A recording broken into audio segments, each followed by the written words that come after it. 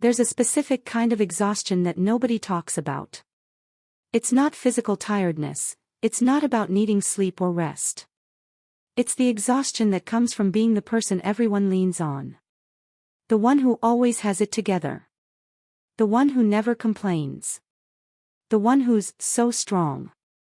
And here's the part that makes it unbearable: you can't tell anyone you're tired of being strong, because the moment you do, you're letting everyone down. So you keep going. You keep smiling.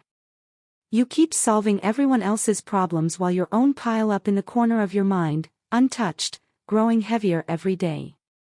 You keep being the rock, the backbone, the reliable one, because if you're not, who will be? But here's the truth nobody wants to say out loud: being strong all the time is slowly killing you. Not dramatically. Not obviously. But quietly, piece by piece, in ways you won't notice until you're already breaking. How you became the strong one. Let's go back to where this started. Because nobody wakes up one day and decides, I'm going to be the person who never gets to fall apart. It happens slowly, without you even realizing it. Maybe you were the oldest child, so you learned early that your job was to set an example, to help out, to not add to your parents' stress. Maybe you went through something difficult, loss, trauma, hardship, and you survived it. And everyone was so impressed by how well you handled it that you learned, strength gets rewarded. Weakness gets ignored or punished. Maybe you have a parent or sibling who's always struggling, always in crisis, and there was no room for your problems because someone else's were always bigger, more urgent, more important. Maybe you're just naturally good at handling stress, at staying calm in chaos, at figuring things out. So people started coming to you. And you helped because that's what good people do. And then they kept coming. And you kept helping. And somewhere along the way, helpful became your entire identity. However it happened, you learned the same painful lesson: your value comes from being strong. Your worth is measured by how little you need and how much you can handle. So you got good at it. You got good at not crying. Good at not asking for help. Good at pushing through pain. Good at making it look easy even when it's destroying you inside. And everyone around you. They believed the performance. They saw your strength and thought, they're fine. They don't need anything. They're not like the rest of us, they're stronger. But you're not stronger. You're just better at hiding the invisible weight you're carrying. Let's talk about what being the strong one actually means on a daily basis. It means when something goes wrong, you're the first person people call. Not because they think you have all the answers, but because they know you won't panic. You won't make things worse. You'll figure it out. It means when everyone else is falling apart, you stay calm. Not because you feel calm, but because someone has to, and it's always you. It means when you're struggling, you minimize it. I'm fine, you say. It's not that bad. Because compared to what other people are dealing with, your problems feel small. Selfish. Not worth mentioning. It means you're the therapist friend, the problem solver, the shoulder to cry on, but when you need to cry, you do it alone. Late at night. In the shower. In your car. Anywhere no one can see.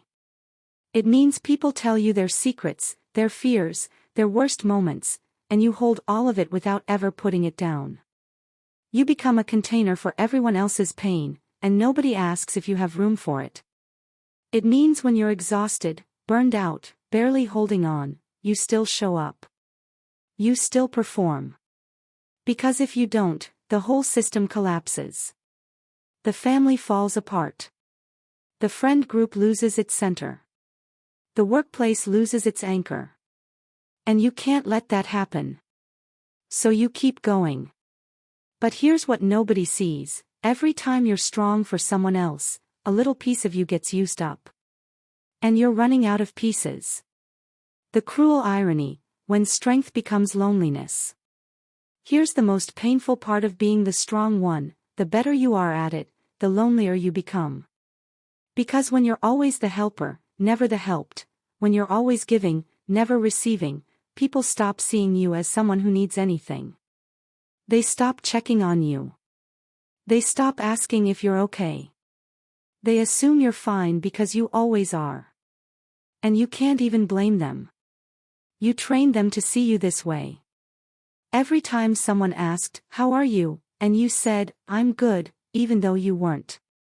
Every time you solved your own problems quietly instead of asking for help. Every time you prioritized their crisis over your own feelings. You taught them that you're the strong one. That you don't break. That you don't need support. So now, when you're drowning, nobody notices. Because you're drowning quietly. You're still showing up, still smiling, still functioning, just emptier. Hollower. More tired in a way that sleep can't fix. And the worst part? You can't ask for help because it feels like betraying who you're supposed to be. You imagine reaching out, admitting you're struggling, and you can already see the confusion on their faces. Wait, you're not okay. But you're always the strong one. You're the person who has it together. And now you have to comfort them about the fact that you're not okay. You have to reassure them that you're still you, still reliable, still strong, just having a moment. You have to minimize your own pain to make them feel better about witnessing it. So you don't reach out. You keep it inside. And the loneliness grows. Being strong doesn't protect you from pain. It just makes you suffer alone. The anger nobody talks about. Let's talk about something that the strong ones rarely admit: you're angry. Not all the time. Not at everyone. But underneath the calm exterior, underneath the "I'm fine," there's anger simmering. You're angry that everyone gets to fall apart except you. You're angry that people only call when they need something. You're angry that your problems are always less important, less urgent, less worthy of attention. You're angry that you have to be okay so everyone else can afford to not be. You're angry that the moment you show weakness, people get uncomfortable. Disappointed. Like you failed at your one job, being strong enough that they don't have to worry about you. You're angry that nobody asks how you're really doing. Not surface level. Not, "How are you?" but, "How are you?" With eye contact. With time to actually answer. You're angry that being strong doesn't feel like strength anymore. It feels like a prison. And you feel guilty for being angry. Because you're supposed to be grateful, right? Grateful that people trust you. Grateful that you're capable. Grateful that you don't fall apart like everyone else. But gratitude doesn't erase exhaustion. And capability doesn't mean you should have to do everything alone. Your anger is valid. It's not selfish. It's your heart telling you that this isn't sustainable. The breaking point you're trying to avoid. Here's what happens when you're strong for too long without breaking: you don't just break. You shatter. It doesn't happen all at once. It happens in pieces. First, you stop caring about things that used to matter. Hobbies fall away. Passions fade. Everything becomes obligation. Then you stop feeling things properly. You're numb to joy because you're numb to everything. You're functioning, but you're not living. Then you start making mistakes. Small ones at first, forgetting things, snapping at people, feeling foggy and disconnected. Your brain is exhausted from constant problem solving, constant emotional labor, constant performance. Then the body starts giving out. Headaches. Stomach problems. Insomnia. Back pain. Your body is screaming what your mouth won't say: "This is too much. I can't do this anymore." And then one day, something small happens. Something that wouldn't normally be a big deal. Someone asks you for one more favor, one more piece of advice, one more shoulder to cry on. And you break. Maybe you explode, yelling, crying, saying things you've held back for years. Maybe you shut down, going silent, withdrawing, disappearing from everyone's life without explanation. Maybe you collapse, physically, emotionally, unable to get out of bed, unable to keep pretending. And everyone is shocked. What happened? You were fine yesterday. You're always fine. But you weren't fine yesterday. You haven't been fine for a long time. You've just been performing fine. And now the performance is over because you don't have the energy to keep it going. The breaking point isn't when you finally admit you're struggling. It's when your body forces you to stop because you refuse to stop on your own. What nobody tells you about being strong. Here's what they don't teach you when you become the strong one. Strength is not the absence of struggle. It's the ability to ask for help before you collapse. Real strength isn't pushing through pain alone. It's not suffering in silence. It's not being unbreakable. Real strength is saying, I can't handle this right now, before you reach your limit. It's admitting when you're tired, when you're overwhelmed, when you need support. It's letting people see you as human instead of superhuman. But we've twisted the definition. We've made strength synonymous with independence, with never needing anyone, with always being okay. And that's not strength, that's isolation disguised as resilience. You're not strong because you don't break. You're strong because you keep going even though you're breaking.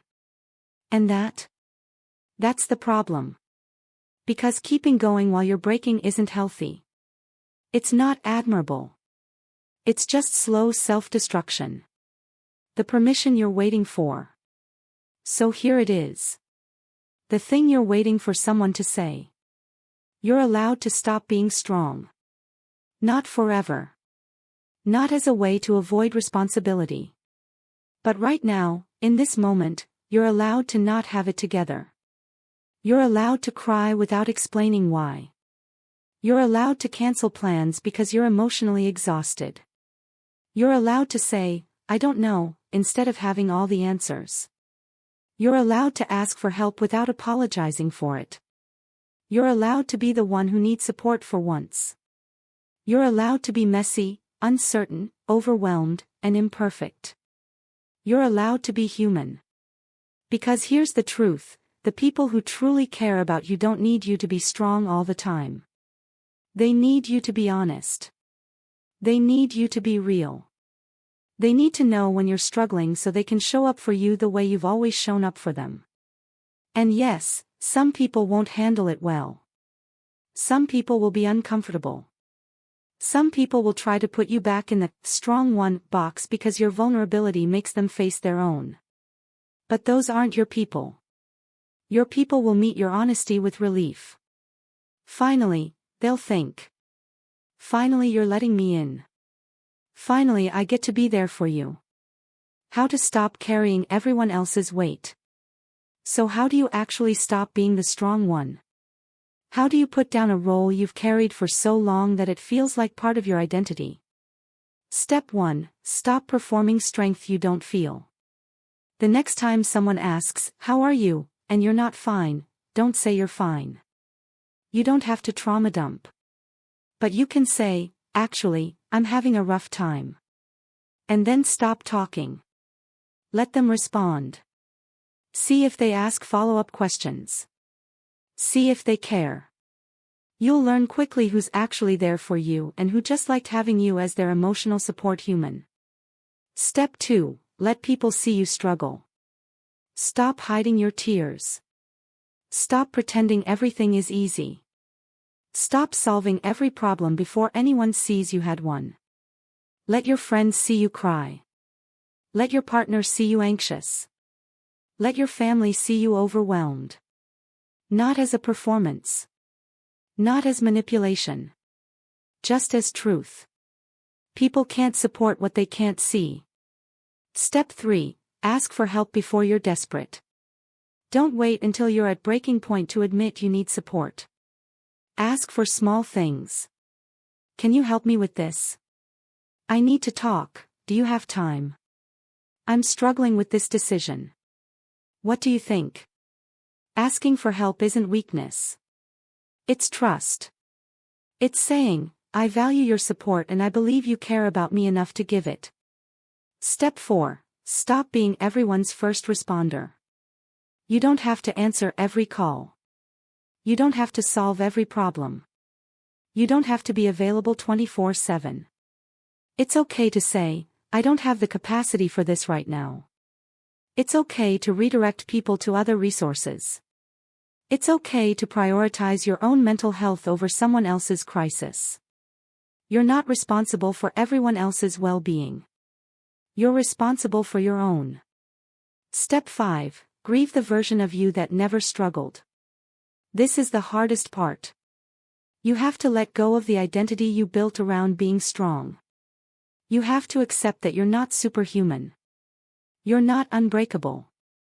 You're not the person who never needs anything. And that's not a failure. That's growth. That's becoming more honest. More real. More whole. The truth about strength. Here's what I wish someone had told me earlier. Being strong doesn't mean you never fall apart. It means you're brave enough to fall apart in front of people who love you and trust that they won't leave. Strength isn't isolation. It's connection. Strength isn't silence. It's honesty. Strength isn't carrying everything alone.